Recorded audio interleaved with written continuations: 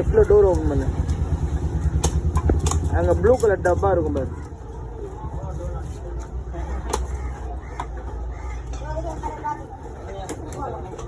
blue colour டப்பா